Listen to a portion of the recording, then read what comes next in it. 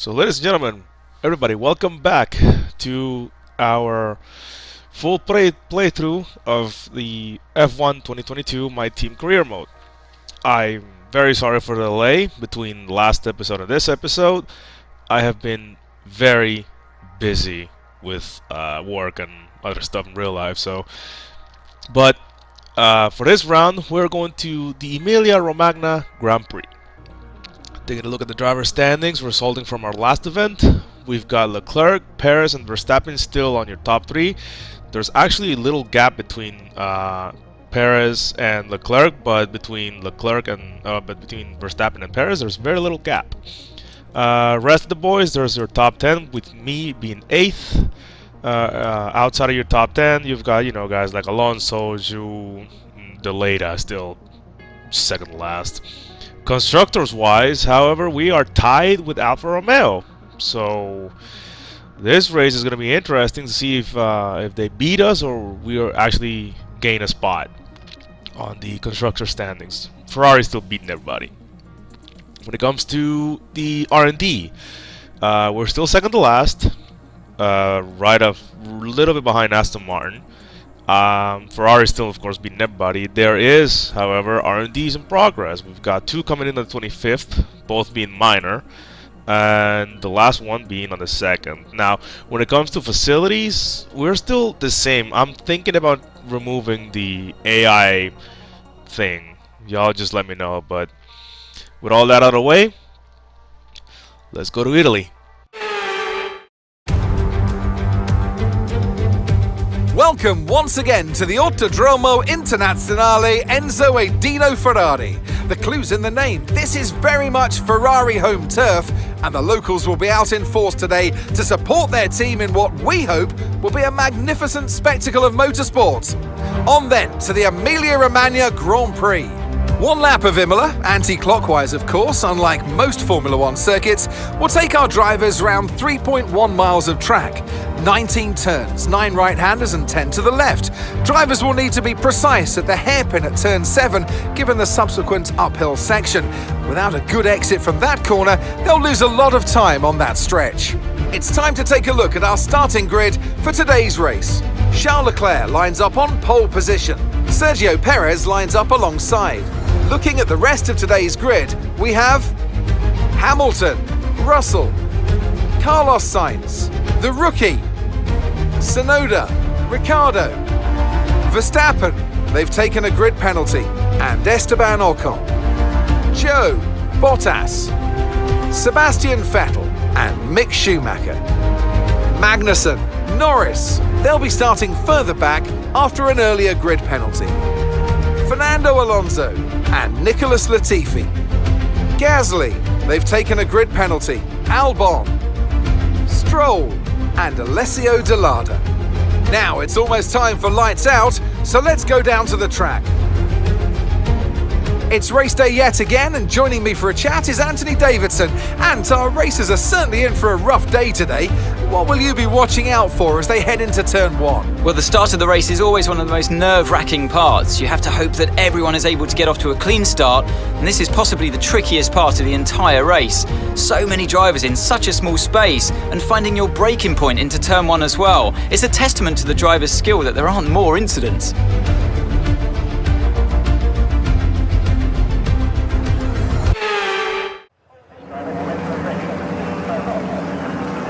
Here we go then, the formation lap gets underway here in Italy. The front runners on the grid will want a nice fast start, as the opening chicane can provide some overtaking potential that they'll be keen to avoid.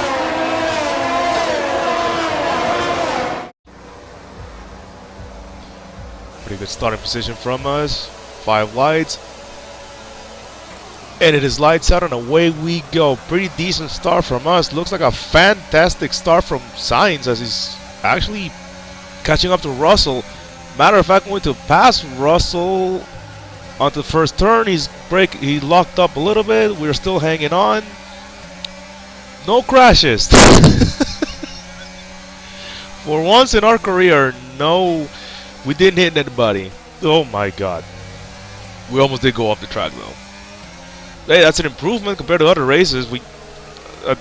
Previous races I actually went into the first turn without braking or barely braking at all, and, hitting the front end of back end of other cars. But yeah, we are actually having a pretty decent groove. We're not. Jesus Christ! See, every time, what the signs? Hello. Thanks for the spot, but he somehow he lost power. I don't know what happened there. Must have missed a gear or something, because it's not common for him. Oh my God, he just hit me a little bit. It's not common for him to just lose power like that. And then he feels like he didn't hit me that hard. I don't know what's going on with Sainz today. He's pitting. My God, he's actually pitting. What? F122, replicating real life for a weekend, a real life weekend for Ferrari. Something went completely wrong for Sainz. Like he started so well, pretty decent start, catching Russell. Actually passed Russell. He did lock up a bit, but he still had he could he hanged on. And then I don't know, we're just like halfway through the race, just loses power, gives it the spot, hits me, loses. I think that crash just made him lose a wing, or like the front wing, or part of the front wing, and then he just had to go to pits. That is wow. From great to unpleasant in like 5 seconds. For us, we're hanging on, even though we got Verstappen. Look how fast Verstappen caught up. You all saw where he started, right? He started a bit further down the back. Now he's just within 2 laps, right behind me.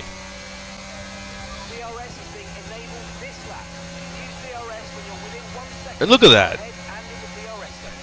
Passes by me without even using DRS. He's that fast. I want to have what he's having. Good God, Red Bull. It's actually insane. In this lap, push now. So after that little pass, this is actually a pretty spread out event. I was hoping that it was going to be a little bit tight like Melbourne last episode, but Alright, heading into the pits now. You boys do your magic. Here we go. And it looks like the pit crew are out in the lane and ready to perform their magic on the car. They're going to be aiming to achieve the fastest pit stop time possible.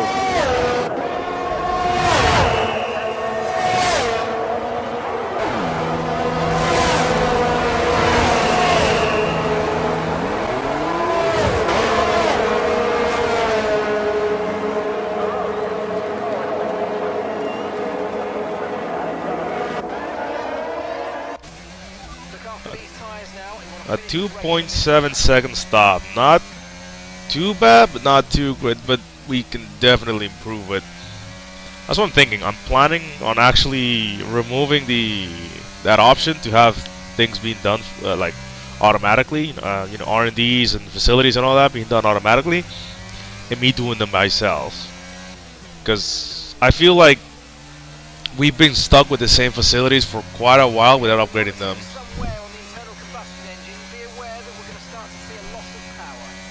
Oh yeah, that's just what we need. Let's see what we cycle after pit stops, because we dropped from 6th to 14th. We'll see how it goes. But already I need to let me check this. Oh yeah, no. 49 and 55 on the engine side of things. We are not doing too hot.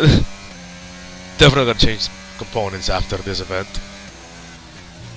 But yeah, as I was saying, I'm thinking about it though. Like if things, I'll probably do it. I'll most likely get rid of, the automated upgrades for facilities and components. Because I feel like facilities are slowing down our developments.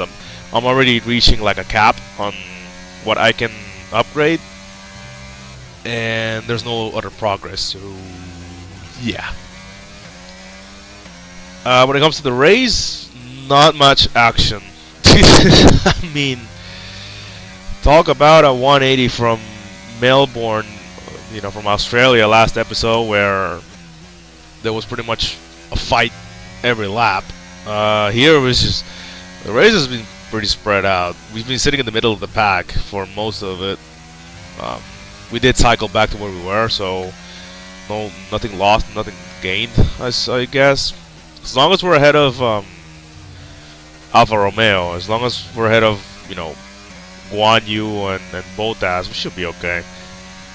Though I have no idea where Deleda is. But I get the feeling Deleda is still sitting 21st or 22nd. Coming onto the end of the race, Verstappen won. Again. Pretty, I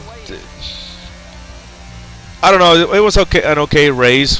For us, at least we held on. It's not like we lost spots, so yeah. We did okay. So as they climb out of the car, the Red Bull team are ready and waiting to celebrate a thoroughly deserved win.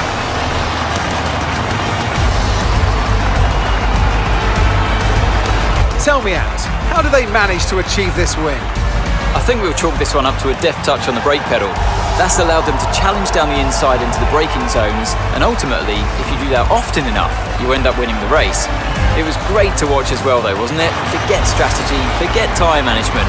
Who doesn't love a good old-fashioned scrap? Alright, so after that event, when it comes to driver standings, Leclerc still leading. The gap between Verstappen and Perez got bigger, and actually Verstappen took a spot from him. We're still 8th.